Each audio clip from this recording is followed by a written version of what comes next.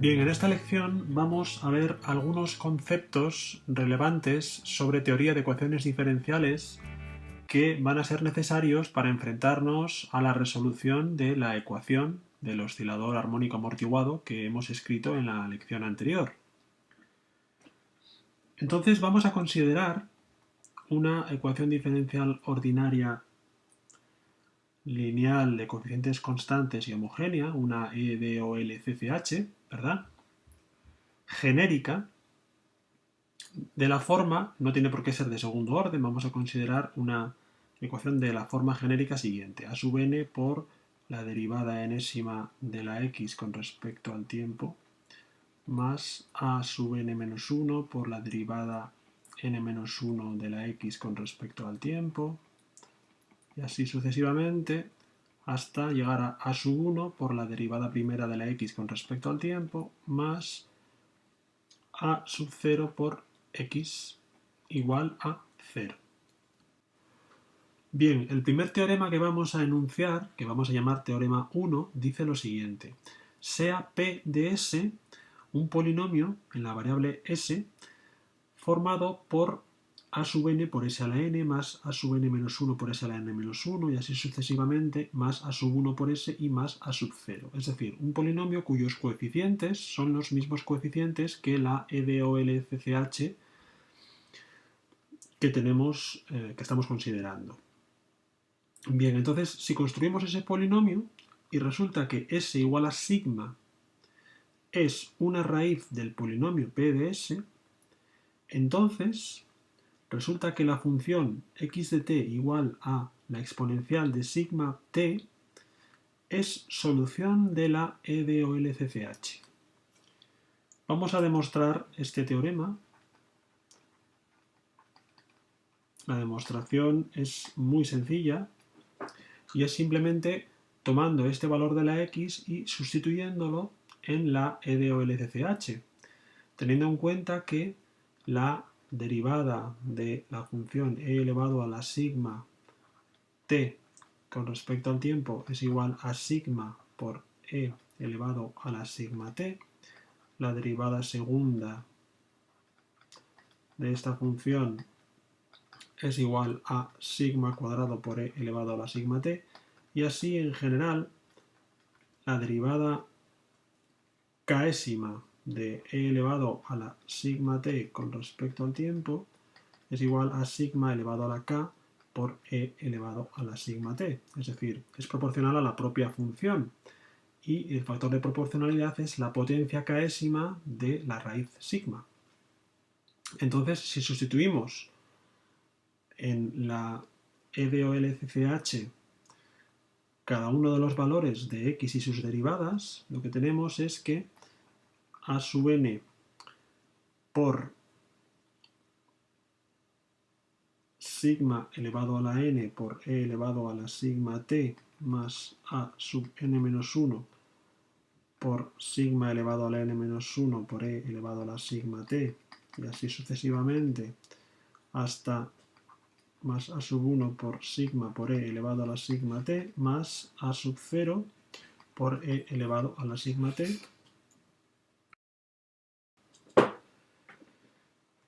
Bien, entonces aquí podemos sacar factor común el factor exponencial e elevado a la sigma t, y lo que nos queda dentro del paréntesis sería a sub n por sigma elevado a la n más a sub n menos 1 por sigma elevado a la n menos 1, y así sucesivamente hasta más a sub 1 por sigma más a sub 0. Pero esto que está dentro del paréntesis es precisamente el valor que toma el polinomio p de s en s igual a sigma, y como el sigma es una raíz del polinomio, ese valor es 0. Por lo tanto, todo esto es igual a 0, es decir, estamos demostrando que al sustituir en el primer miembro de la EDOLCCH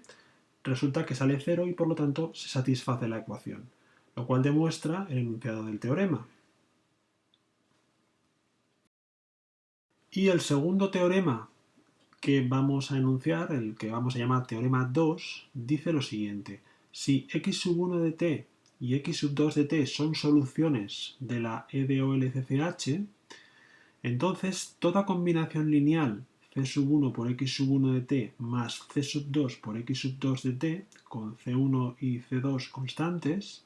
es también solución de la EDOLCCH. Es decir, esto no es más que una consecuencia de la linealidad de la ecuación diferencial. Para demostrarlo,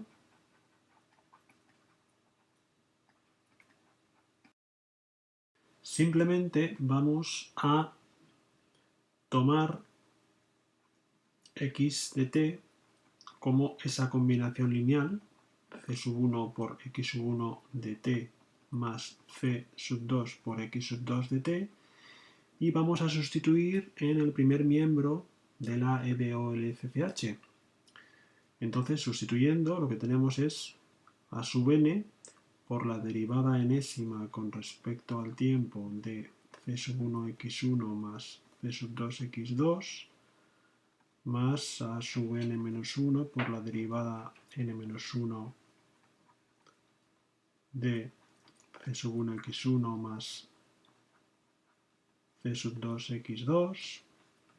y así sucesivamente, más a sub 1 por la derivada con respecto al tiempo de c sub 1x1 más c sub 2x2 y finalmente más a sub 0 por c sub 1x1 más c sub 2x2. Bien, entonces ahora, teniendo en cuenta la linealidad de la operación derivar, podemos meter la derivada dentro de cada paréntesis, dentro de cada combinación lineal, y obtenemos lo siguiente. Obtenemos c sub 1 por la expresión del primer miembro de la ecuación sobre x sub 1 más c sub 2 por la expresión del primer miembro de la ecuación sobre x sub 2. Es decir,